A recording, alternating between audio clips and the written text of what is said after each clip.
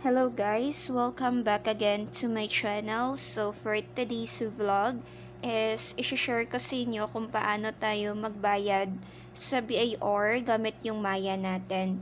So first thing is nakikita nyo 180 lang dito yung balance ko kasi nakabayad na ako sa BIR. So ngayon is i-guide ko lang kayo kung ano yung process and paano tayo mag-fill up para sa payment natin sa 0605. So, for the annual registration. So, meron tayong ditong bills. Click government. Click mo yung BIR. And then, click get it. So, yung key natin. So, for example, 1, 2, 3, 4, 5, 6, 7, 8, 9. So, tanggalin mo na yung tatlong 0 sa dulo. And then, dito, 0, 0. And yung amount natin is 500.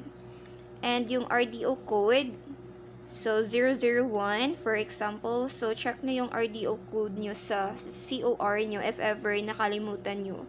So yung form series is 0600 series.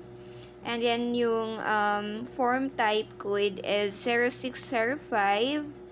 And yung tax type natin is registration fee or F.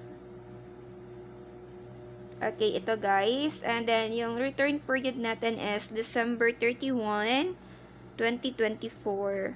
So, end of the year. So, last day siya.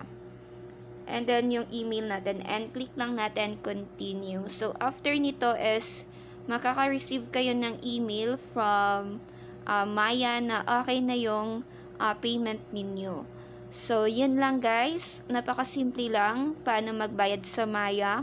So, kung gusto mo mag-watch kung paano tayo nag-fill up sa EBIR form, so, meron tayong playlist. Watch nyo na din. So, yun lang guys for today's video. Thank you so much for watching.